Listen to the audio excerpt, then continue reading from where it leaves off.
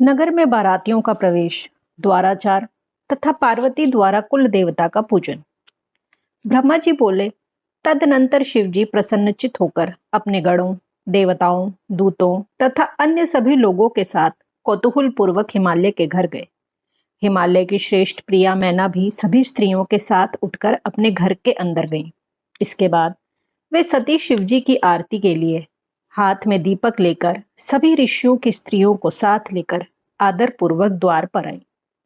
वहां मेना ने द्वार पर आए हुए सभी देवताओं से सेवित गिरिजापति महेश्वर शिव को बड़े प्रेम से देखा।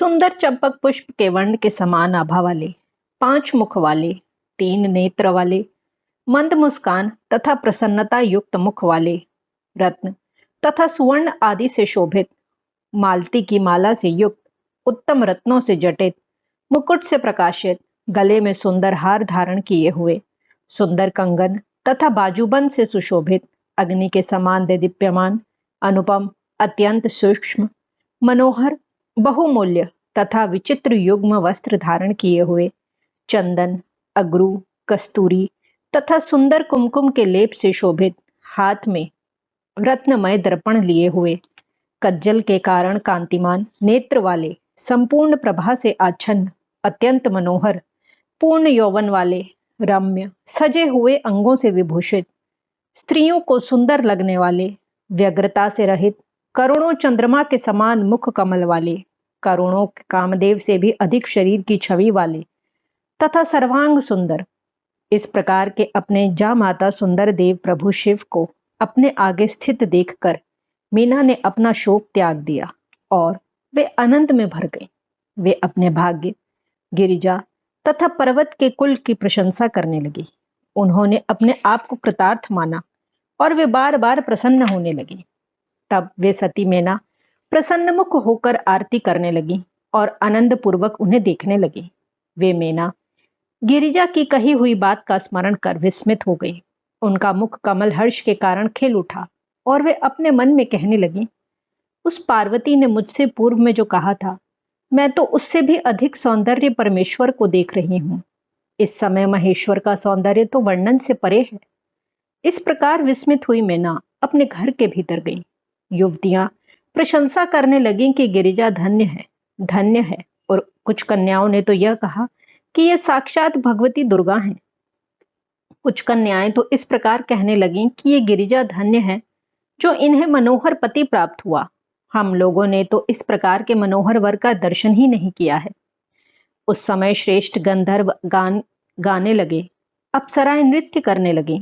सभी देवता शंकर जी के स्वरूप को देखकर अत्यंत हर्षित हो गए, बाजा बजाने लगे। अनेक प्रकार के कौशल से मधुर ध्वनि में आदर पूर्वक अनेक प्रकार के वाद्य बजने लगे।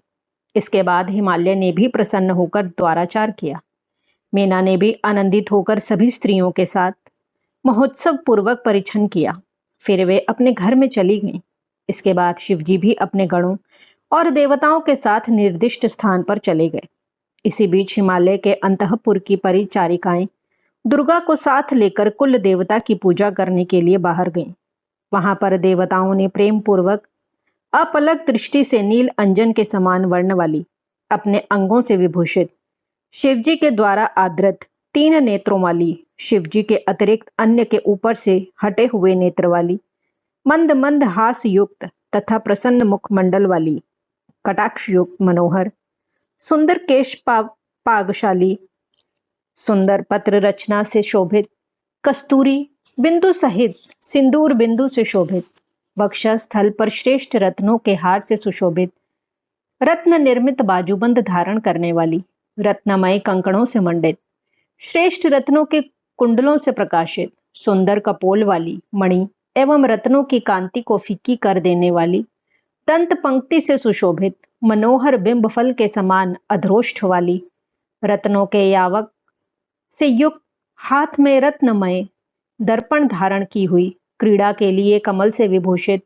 चंदन, अगरू, कस्तूरी तथा कुमकुम के लेप से सुशोभित, मधुर शब्द करते हुए घुंघरुओं से युक्त चरणों वाली तथा रक्त वर्ण के पाद तल से सुशोभित उन देवी को देखा। उस समय सभी देवता आदि ने जगत की आदि स्वरूपा तथा जगत को उत्पन्न करने वाली देवी को देखकर भक्ति युक्त हो सिर झुकाकर मेना सहित उन्हें प्रणाम किया।